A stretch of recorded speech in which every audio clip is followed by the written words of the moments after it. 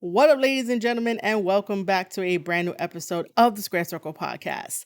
I am your host, Marie Shadows, and on this episode and the future episodes going forward, I will be talking about the G1 Climax 33. It started today. Today was the opening day of the G1 Climax 33. Today is July 15th, 2023. New Japan Pro Wrestling decided to have matches from A Block and B Block for the opening night. And did you know that today is free to watch? Tomorrow is free to watch. So if you never got the chance to watch New Japan Pro Wrestling, or you never got the chance to want and get a subscription, which you should, to New Japan Pro Wrestling. You should get that New Japan World subscription. It is only 999 yen, which turns out to 7 and change, and then a little bit of an exchange rate. It's not a big deal. $7 a month is definitely affordable and is definitely worth it, because guess what? Both you and I could talk about the same show, and both you and I could voice our opinions and have very fun watching New Japan Pro Wrestling, because like I said, New Japan Pro Wrestling is one of the best promotions today. And to talk about the G1 Climax 33, that's also a good tournament to watch all the way through. We're going to get really great matches, really great matchups, some fresh stories happening, some angles started as well. So it is worth it to get the New Japan Pro Wrestling subscription at njpwworld.com. Do not wait for it. Make sure you go and get it. After Sunday, it is paid. So before I jump into talking about the matches in full with some thoughts, opinions, maybe even some story ideas, this is how today's show went. Again, July 15th, 2023, they were in Hokkaido. This is matches for A Block and B Block. We start off with Yoshi-Hashi versus ELP, Chase Owens versus Gabriel Kidd, Tanga versus KENTA, Shota Umino versus Narita, Okada versus the Great Okan, Tsuji versus Kaito, Taichi versus Ospreay, and Sanada versus Hikuleo closes out the opening night. Overall, this was a good opening night for the G1 Climax 33. And so let's just jump right into it. Yoshi-Hashi versus ELP is representing B Block. This was a very, very slow start. Very slow start. Usually Yoshi-Hashi matches do end up starting out slow, but I was surprised that ELP decided to be part of a slow starting match. ELP is being a lot more serious this time. He's definitely not trying to be as comedic as he once was. If you guys don't know, he got kicked out of Bullet Club. He wrestled David Finlay to try to take David Finlay's never openweight championship title away from him, but that did not happen at all. ELP lost against David Finlay out of Bullet Club, so he is a man without a home currently. There was a point in this match where ELP takes a little too much time to do a certain type of move, and here comes Yoshi-Hashi to basically get control of the match, does a shotgun drop kick to ELP's knee, and Yoshi-Hashi just takes advantage of the match and it goes his way. We get a blockbuster to ELP, a cover, but ELP grabs the rope just in time for the referee to see it. Yoshi-Hashi does not get the victory. Then we get a Northern Lights to Yoshi-Hashi, so ELP is trying to make a comeback. At some point during this match, ELP somehow hurt his neck muscles because he kept grabbing at his neck, shoulder, and trapezius muscles during this match. I don't remember exactly what happened, but this could play a factor later on into the G1. The G1 is one of the most grueling tournaments there is, where it's back to back to back to back, and your body doesn't necessarily get to fully heal. So ELP continues to clutch his neck muscles, but continues on and does a Thunder Kiss 86 from an off angle in the ring. So he was on the apron, springboards on top of the ropes, and then springboards into the match and does the Thunder Kiss 86, which is a big body splash. Yoshi-Hashi kicks out of that cover, and then we have this mini power battle back and forth between the two. But Yoshi-Hashi manages to do this jumping, twisting crucifix bomb pin combination to ELP. ELP cannot escape this. So that allows Yoshi-Hashi to get the 1, 2, 3, pick up the victory, and get 2 points. After the match, Yoshi-Hashi extends his hand to El Phantasmo. And El Phantasmo shakes it, goes to the back, and still has an ice pack on his neck, shoulder, and trapezius muscle area. Our next match is A block. We have Chase Owens versus Gabriel Kidd. Both of these guys are in Bullet Club. The only difference is that Gabe Kidd is part of War Dogs, and we are now to refer to him as War Ready Gabe Kidd. And this match started off super hot. When Chase was coming out during his entrance, Gabe did not give a single fuck and came out with a chair and basically rammed that chair in the back of Chase Owens' head. So at this point, Gabe Kidd definitely blindsided his opponent and started to get the upper hand and the control of this match. The bell has not rung yet, ladies and gentlemen. So Gabriel Kidd is doing all of this extra offense in order to weaken Chase Owens to possibly get the victory. So they continue to fight. They go into the crowd, and Gabriel Kidd is basically creating a pen, sort of a little mini area where everybody could be safe, because this motherfucker decides to go back up the ramp all the way to the entrance, prays to his God, runs, and flips over and lands directly on Chase Owens, does a stage dive. Now, my question on commentary would have been, how long has Gabriel Kidd waited to do a stage dive? Like, if he ever went to his favorite concert, like, would he do a stage dive then if he was given the chance? But no, on commentary, this is why back in 2019, it was the same kind of tone in commentary when it comes to Bullet Club. And I understand that, like, the very coolness is to hate on Bullet Club, to not try to understand where Bullet Club is coming from, especially the new young talent that is within Bullet Club. Each of these men, okay, so all 4 of them, Gabriel Kidd, Alex Coughlin, Dan Maloney, and Clark Connors, they all have one thing in common, and that essentially they all been overlooked. Essentially, they've been the ones that people would tell them, oh, you're great, you're awesome, you have all these matches, you have amazing in-ring workability and everything under the sun, but the opportunities are not given to them in the same manner and energy as, oh, you're good, kid, you know, keep going. You know, it's one of those. So, you know, the line of questioning that I really just don't like when Bullet Club gets this is the fact that they're scared of getting fined. They're scared of having a lawsuit on their hands. They're scared of getting fired. Well, I don't think the commentators are scared of getting fired, but there was insinuation that Gabriel Kidd can get fired, which I'm like, bro, if they have not stopped all the members of Bullet Club War Dogs at all, what makes you think that they're going to get fired? Like, it should have happened during Best of the Super Juniors, because the most people that were rearranging furniture was Clark Connors and Dan Maloney. Those 2 guys were rearranging furniture left and right every single time they had a match.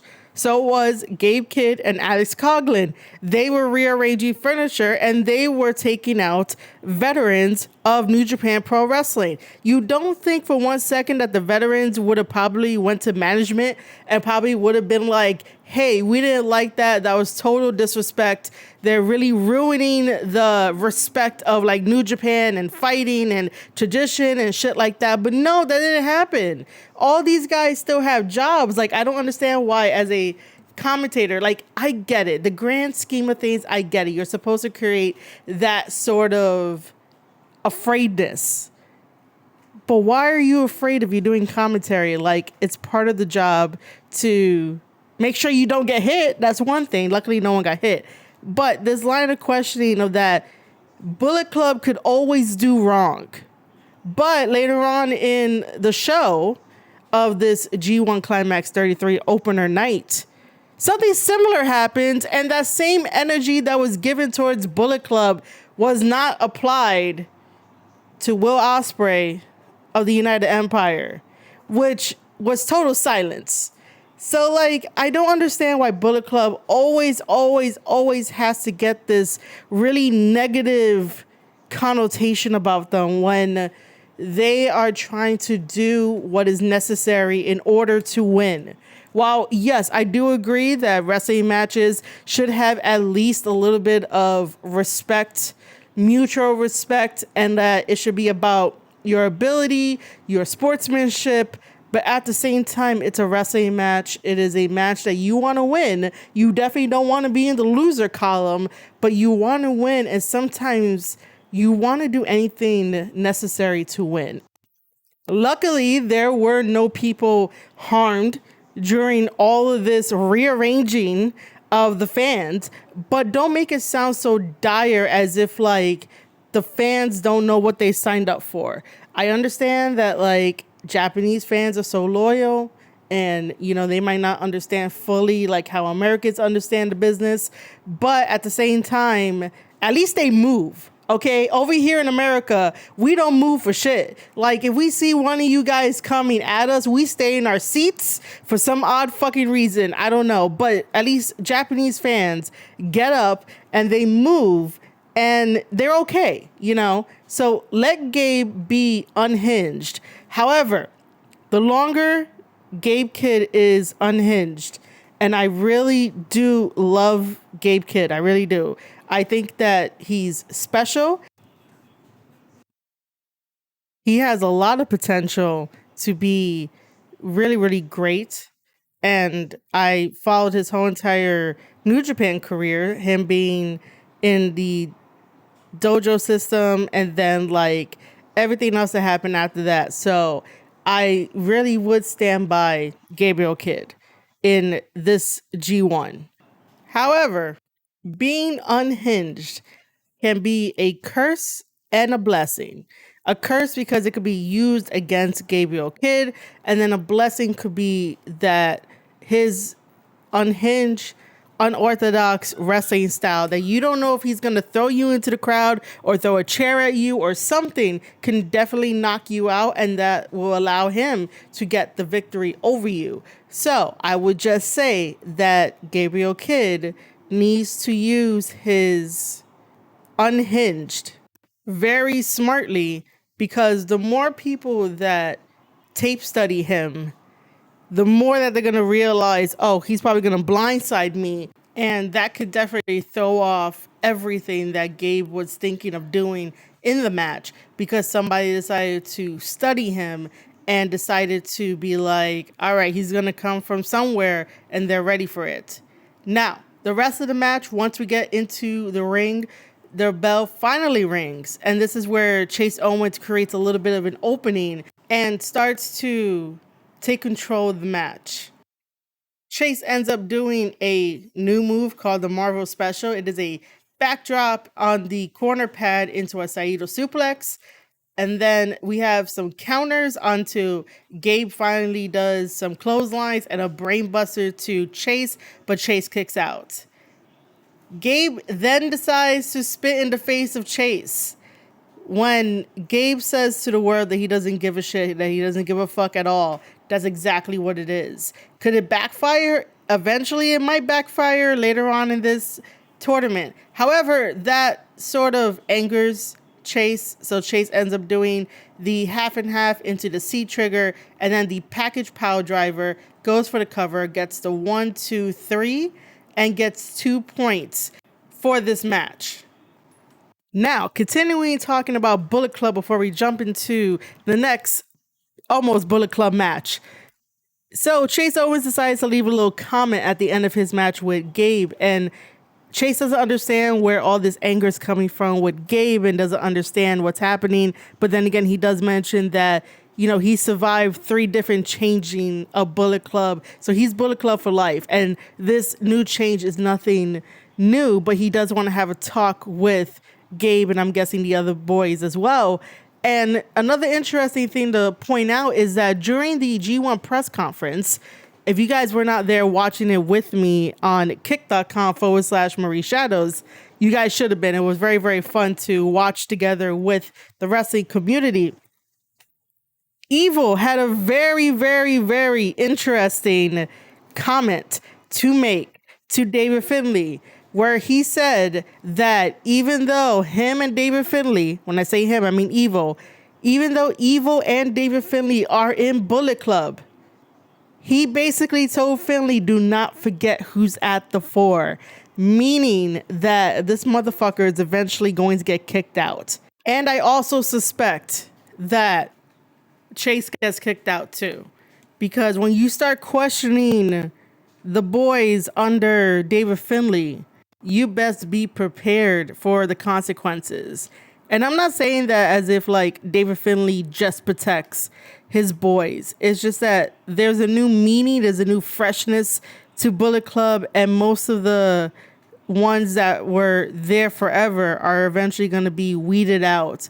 And we're going to start with a whole new Bullet Club as we've seen. And this was the quickest Bullet Club that got gold in like one night, or like over 2 nights in a way, basically 2 different nights. So at Dominion, we crowned new IWGP Junior Heavyweight Tag Team Champions. At Independence Day Night 1, we crowned new NJPW Strong Openweight Tag Team Champions. Even though Gabriel Kidd and Alex Coughlin tried to win the IWGP World Heavyweight Tag Team titles off of Yoshi-Hashi and Goto because they were double champions, that did not happen. However, the fact still remains that under David Finlay, the War Dogs were the quickest to get tag team gold or any gold. And on top of that, as a bonus, bring bodies with them. So that's a testament. This is why I think that both Evil and Chase are going to get kicked out.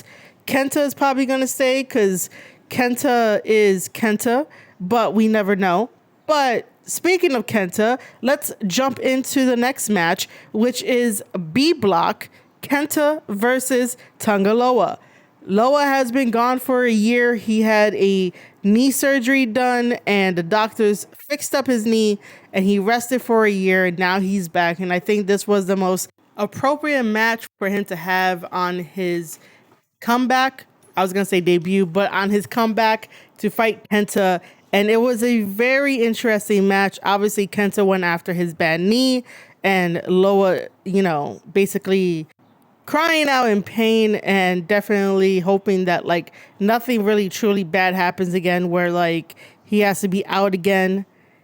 So as we continue to go through the match, because KENTA was really working on Loa's knee, we end up getting a ref bump. What kind of match wouldn't it be without a ref bump, right? So we get a ref bump and KENTA tries to like low blow and stuff, but Loa knows this all too well. Loa ends up managing to do a spear and then ape shit, which is his finisher, and goes for the cover, gets a 1, 2, 3, and Loa gets 2 points in his G1 comeback. So 2 points for Loa. Our next match is A Block, Shota Umino versus Ren Narita. Now, I highly encourage you to get the NJPW World's description to watch this match. If you don't, that's totally fine. Make sure you follow me on kick.com/Marie Shadows because this will be one of the matches that we're going to be watching on Tuesday over at kick.com/Marie Shadows, because this is a amazing match. A super match, an amazing match. I loved it from start to finish, even though I have been saying that Shota Umino needs to get his own identity. He has to stop riding the coattails of Jon Moxley, because that is not going to get him anywhere. In this match, it was a tie, basically. Oh, by the way, I apologize. I went a little too far. Yes, they did get a tie. Yes, they did get to the time limit. Remember, each of these G1 matches for this year are all 20 minutes. So you have to really think on your feet in order to get those 2 points. However, these two are going to be having the best rivalry in the upcoming years of their career, just based on this match alone. They were equally matched. They were countering each other. They were playing chess. The story was absolutely there between these two.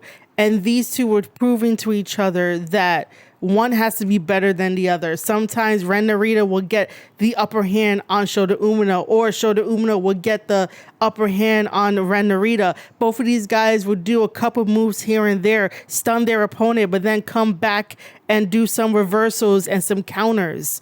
I am not going to go through everything, because then it'll just take up a little too much time. But believe me when I tell you that this is one of the matches to watch.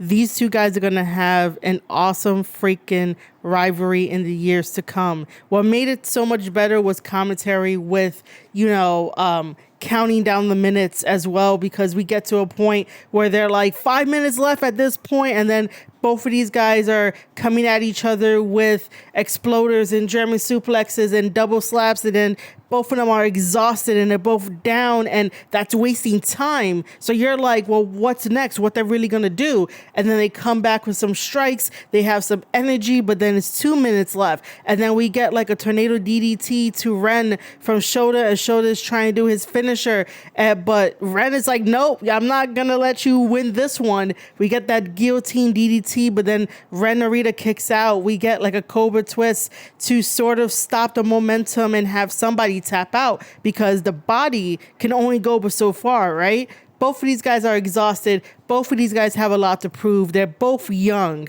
And this match really proved that the future of New Japan Pro Wrestling, when it comes to these young guys, is very secured, and we're going to have very fun matches. We're going to have very fun story. We're going to be talking about this, debating this for years to come. So I will say this though, this match will definitely be one of the matches we're watching on Tuesday for Tape Study Tuesday at kick.com/Marie Shadows. I would love to see you guys there so we could talk about it. However, my full review in depth is on my Discord. If you guys are not signed up to the Square Circle Society Discord, please go do so. That link will be in the description below of this episode. And also that same link will be on marieshadows.substack.com. That is the newsletter version of the Square Circle Society over at Substack. So you guys will get the full damn thing either on my Discord or over at the newsletter, but I would love to see you over at kick.com/Marie Shadows. Now, to wrap all this up so I can stop plugging all of my things, Ren Narita and Shota Umino definitely showed out in this match, and I fucking love it. However, due to 20-minute time limit in each of these matches, they went the distance.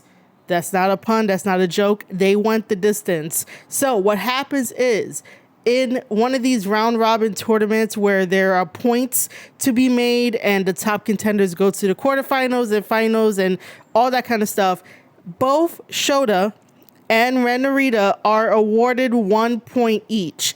So for the opening of the G1 on July 15, 2023, Shota Umino has 1 point, Ren Narita has 1 point.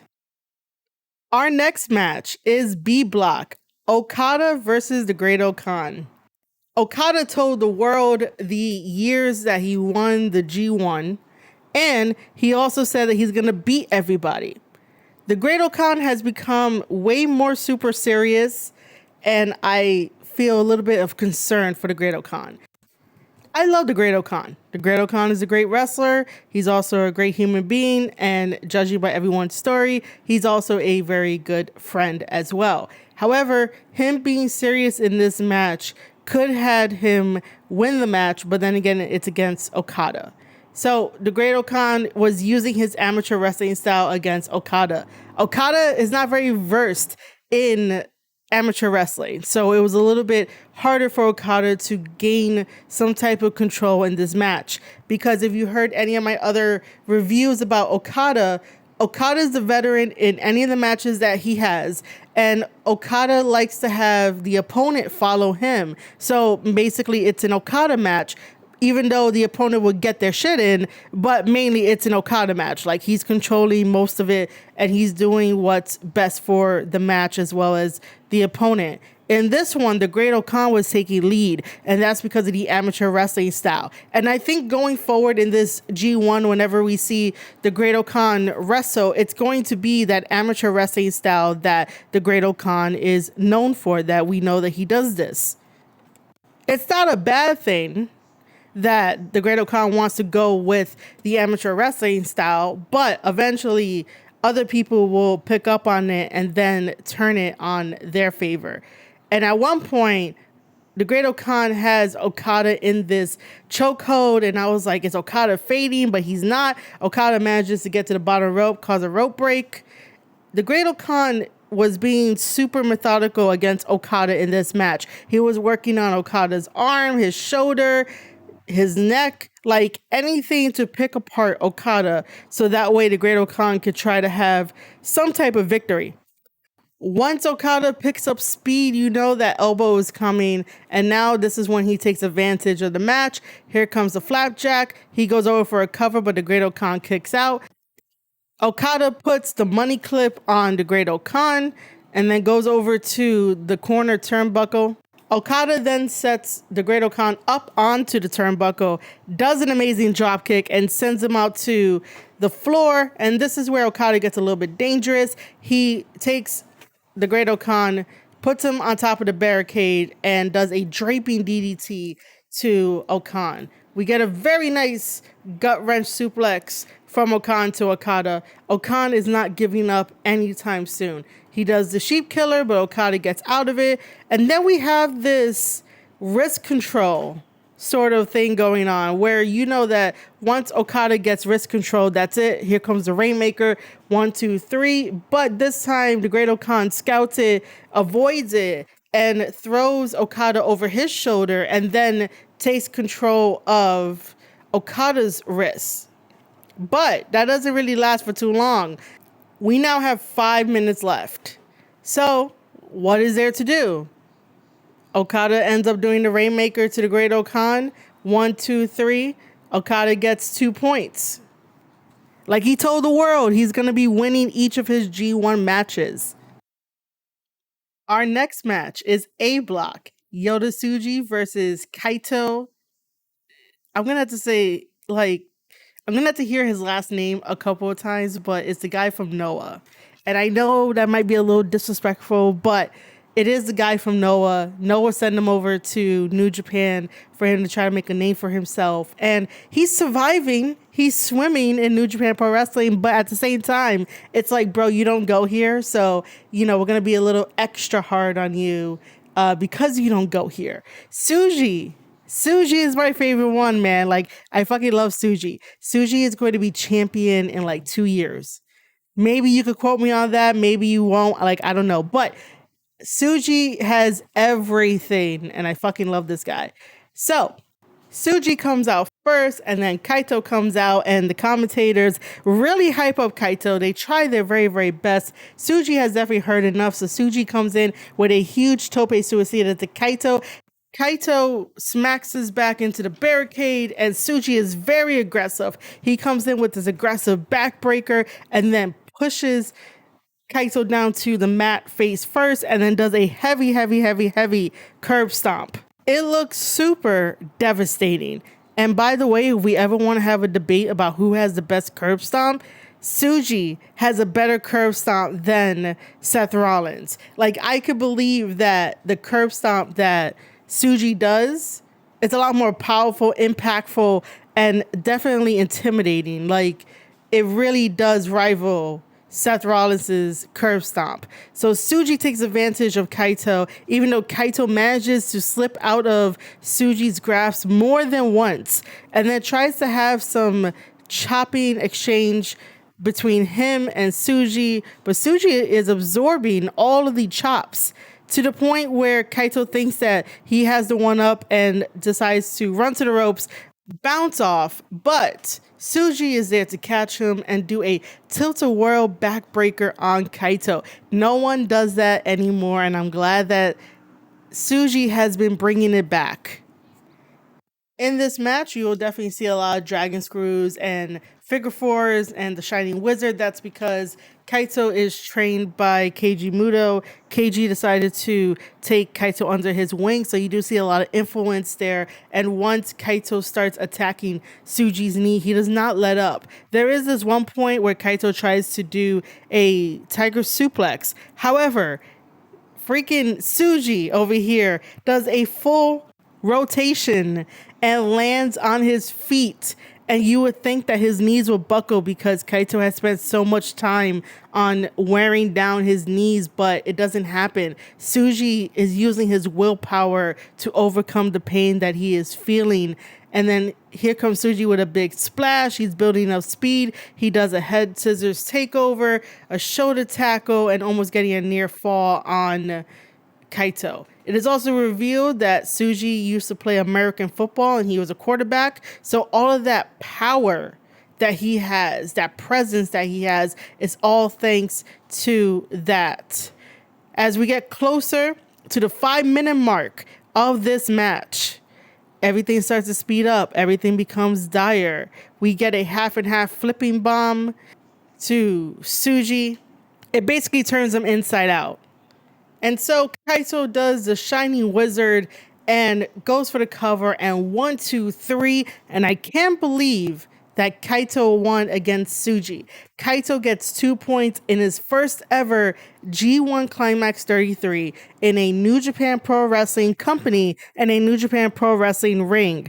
On commentary, they were explaining that when Noah does their N1 victory tournament, which is similar to the G1, Kaito decided to opt out of the N1 victory, which happens between August 6th and September 3rd over at Noah. So he is not going to be defending his N1 title like he would normally do. So he came over here to New Japan Pro Wrestling to be in the G1, to be in this tournament, and definitely to kick Okada's ass because he still has business with Okada. Again, like I told you guys, Okada's in the fuck them kids stage because of Kaito. So, as much as it disappoints me that Tsuji did not pick up 2 points, and he was also named part of the 3 Musketeers. How the fuck you don't give him 2 points, by the way?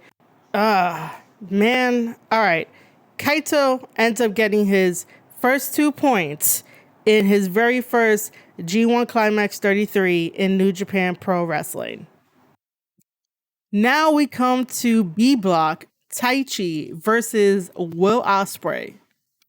First, let me start off by saying that whatever this new Will Ospreay character is, or rendition of Ospreay, I don't like it. I really don't. I have a lot of questions, more than answers, and I know that things are given slowly, which is great, but I just don't want this to be a kind of like fluid character that can go between heel and babyface and then maybe in the middle without like any real substantial sort of, what's the word I'm looking for? Reason. There we go. I don't know why it took me so long to get the word reason, but if you guys don't know, I know everyone watched Forbidden Door, but for those of you that are tuning in that are new to hearing a wrestling podcast, Forbidden Door was last month, and we had Kenny Omega versus Will Ospreay Part 2 to see who's going to win the IWGP United States Championship title. This happened in Canada, and Ospreay was definitely not liking Canada at all. Don't understand Canada.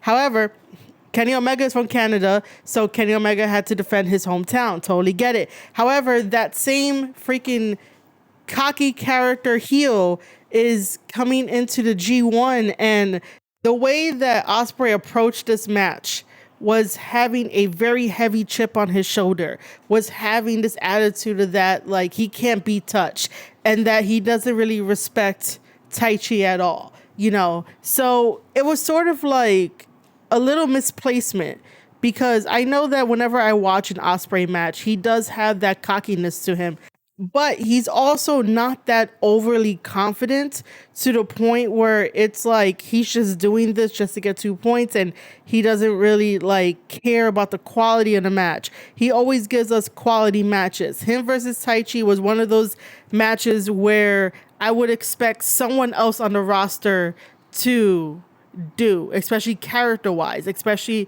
that cockiness to be like, oh, I'm better than them no matter what. I'm fine with Ospreay saying that he's on another level, because yeah, there are times where you watch his matches and you're like, shit, nobody could do that but you, Ospreay. Like, that's totally great. But I don't understand what this carrying this over to the company is really going to do, especially when, like, you're supposed to be the leader of the United Empire. The United Empire is not fixed. The United Empire still has problems, even if nobody wants to talk about it or it's not being shown a light on it. Like, there is no togetherness anymore that I feel for the United Empire. I feel like it's the United Empire, but everyone is doing their own thing and not coming together as a strong unit like they really were, you know, some months ago. So Ospreay coming in with this chip on his shoulder doesn't sit right with me. And Taichi is a damn good wrestler, and he's been going the serious route. He's with Just Five Guys. He's with Sanada and stuff, and he put up one hell of a fight. There were times where, like, Ospreay really controlled the match, and then Taichi tried to get some offense in, and he does, but Ospreay is there to basically cancel that momentum. But in the end, we're just going to go to the end, because I'm talking about more of character-wise that I don't like, and this whole entire thing was just really wasn't the best that it could be. So as we get to the ending, Taichi super kicks Ospreay's hidden blade attack as a counter. That was a very smart move. And then Taichi does Black Mephisto, and Taichi goes for the cover, gets 1, 2, 3, and gets 2 surprising points over Will Ospreay. The one thing I did not discuss yet was the fact that somewhere during this match, when Taichi kicked Ospreay, that kick landed him right in the ear and then knocked off his equilibrium completely. Even though Ospreay was still going and was still like, yeah, red shoes, I could still go, but he's wobbling and falling down. I'm surprised he didn't throw up. Usually, if it's that bad of an off, like, equilibrium type of thing, that eventually you're gonna throw the fuck up.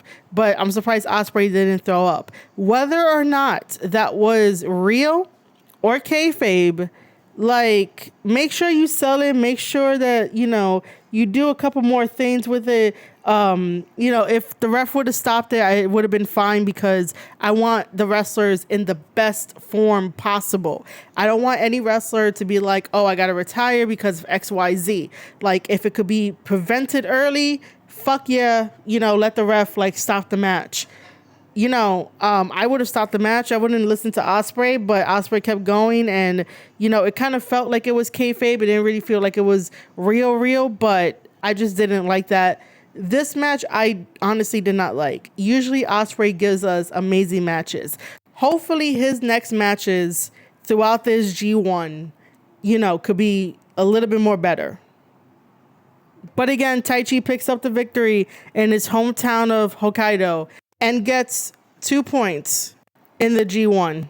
Our main event for the G1 Climax 33 is A Block, Hikuleo versus Sanada, our IWGP Heavyweight Champion.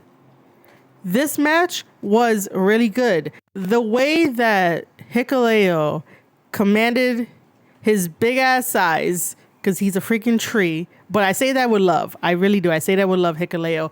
The way that he commanded his presence, the way he commanded the ring, and basically giving Sanada something to work for.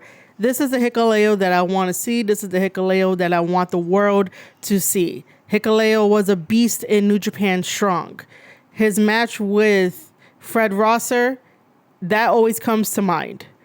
Hikuleo is one of the best. He's getting there. He's definitely a threat to be reckoned with. And definitely Sanada was cool, calm, and collective, but Sanada even knows that he has to try to take the big guy off of his feet, which he has tried to do in this match by drop kicking Hikuleo in the knee and then also pushing him into the ring post, pushing him into the barricade, and any other little thing that he can do to get Hikuleo off of his game. However, Hikuleo is a lot more stronger and taller and faster and able to do running power slams and able to do snap power slams as well. And his finisher, Godsend, which is a huge ass choke slam, and this big ass power bomb he did to Sanada. But Sanada kicks out because Sanada is our champion. Of course, he's going to kick out. So as we get towards the end of this match, Hikuleo tries to do Godsend, but it is countered by Sanada's deadfall finisher, and it was so quick the way that Sanada pulled that finisher out. Gets the 1-2-3 over Hikuleo, and Sanada gets 2 points on the board for the G1 Climax 33. What I really did enjoy about the match was the way that Hikuleo was propped up to be that beast, to be that big man, to be that guy that you gotta really try and take the legs out from him and try your best to overpower him as well if you can. Basically, you gotta like hit and run with Hikuleo, but Hikuleo managed to definitely hold his own with Sanada, the IWGP World Heavyweight Champion, in the ring. And that says a lot.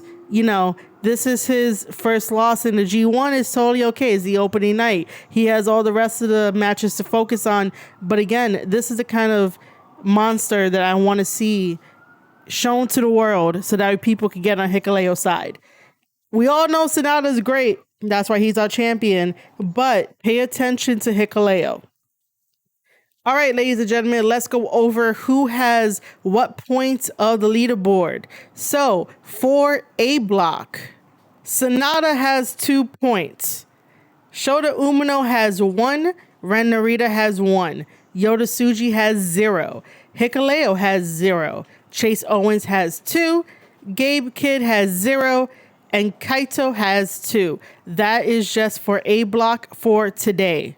For B block, we have Okada with 2 points, Yoshi-Hashi with 2 points, Tanga with 2 points, El Phantasmo with 0 points, Taichi with 2 points, Will Ospreay with 0 points, The Great Okan with 0 points, and KENTA with 0 points.